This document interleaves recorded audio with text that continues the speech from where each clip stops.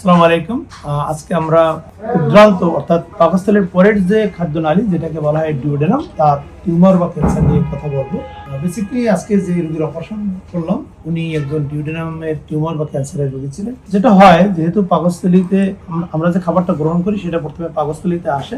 পাকস্থলীর পরের যে অংশটুকু খাদ্যনালীর সেটার নাম হচ্ছে ডিউডেনাম, যেটা সি কার্ভের মতো থাকে, 25 সেন্টিমিটার লম্বা বা লেন্থে থাকে।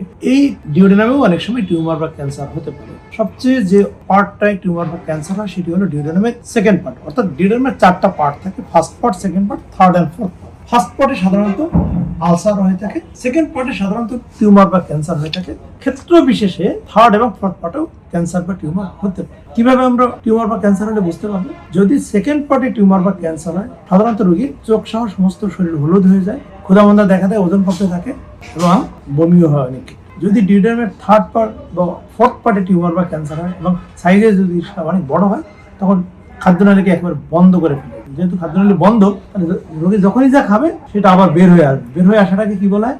বমি, তাই না? সাধারণত যদি ডিউডেনামের থার্ড পার্ট অর্থাৎ তৃতীয় অংশ বা চতুর্থ অংশ, ইভেন সেকেন্ড বা দ্বিতীয় অংশেও যদি টিউমার বা ক্যান্সার হয়, রোগীর বমি আকারে ধারণ করতে। সেকেন্ড এবং থার্ড পার্টে যদি টিউমার বা ক্যান্সার হয়, সেক্ষেত্রে চিকিৎসা হলো হুইপলস বা প্যানক্রিয়াটিকোডিউডেনেক্টমি। বেশ বড় একটা অপারেশন, যেটা আজকে রোগীর ক্ষেত্রে আমরা করেছি। এটা সেকেন্ড এবং থার্ড পার্টের জাংশনে ছিল। ফোর্থ পার্টে যদি টিউমার বা ক্যান্সার হয়, সেক্ষেত্রে হুইপলস না করেও লোকাল রিসেকশন করে ডিউডেনোজেজুনোস্টমি করা যেতে পারে। এটা যেহেতু ডিউডেনামের সেকেন্ড এবং থার্ড পার্টের জাংশনে ছিল, সে কারণে আমরা মেইন যে সার্জারি অর্থাৎ হুইপলস বা প্যানক্রিয়াটিকোডিউডেনেক্টমি সেটা আমরা করে দিয়েছি। এখানে আমরা যে অর্গানগুলো কেটে নিয়ে আসি একটু যদি দেখাই, এটা হচ্ছে প্যানক্রিয়াসের হেড এবং নেক। আর যেটা বলছিলাম যার টিউমার, এই প্যানক্রিয়াসটা মূলত ডিউডেনামের ভিতরে ঢুকানো থাকে, ডিউডেনামের সি কার্ভের ভিতরে। এটা হচ্ছে ডিউডেনাম। এই হলো ডিউডেনামের টিউমারটা।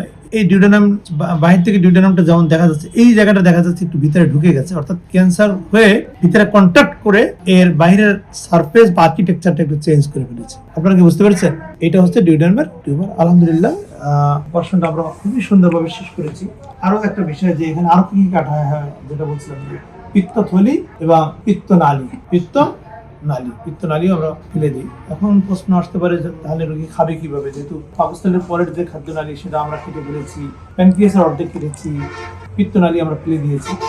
আমরা আবার যেটা করি, কয়েকটা বাইপাস করে আগের অবস্থায় নিয়ে যাওয়ার চেষ্টা করি। সেটাকে পাকস্থলীর যেহেতু পরের অংশ নাই, আমরা পেটের ভিতরে লম্বা খাদ্যনালী থাকে, খাদ্যনালীর একটা অংশ তুলে এনে প্যানক্রিয়াসের সাথে একটা জোড়া লাগাই দিই, যেটাকে মেডিকেলের ভাষায় বলা হয় গ্যাস্ট্রোজেজুনোস্টমি। প্রথম বাইপাস। সেকেন্ড হলো যেহেতু পিত্তনালীটা আমরা ফেলে দিয়েছি, তাহলে লিভার যে পিত্তরস তৈরি করে সেটা কিভাবে খাদ্যনালীতে আসবে, তাই না? যেহেতু আসতো পিত্তনালী দিয়ে, সেটা তো আমরা এই টিউমারের সাথে নিয়ে আসছি। আমরা ওই যে খাদ্যনালী পাকস্থলীর সাথে লাগাই দিয়েছি, সেই খাদ্যনালীর একটা অংশ আবার লিভারের সাথে লাগাই দিই।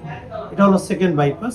আর একই রকম ভাবে প্যানক্রিয়াসে প্রতিদিন প্রায় 700 মিলিলিটার থেকে 1 লিটার হজমি রস বা পাচক রস বা প্যানক্রিয়াটিক জুস তৈরি করে প্যানক্রিয়াসের নালীর মাধ্যমে এই ডিউডেনামে পাঠিয়ে দিত। ডিউডেনাম নিয়ে আসছি, প্যানক্রিয়াসের হেড নেক নিয়ে আসছি, তাহলে প্যানক্রিয়াসের বাকি যে অর্ধেক রয়েছে, তো আগের মতোই প্যানক্রিয়াটিক জুস বা পাচক রস তৈরি করবে। সেটা এখন কিভাবে খাদ্যনালীতে আসবে?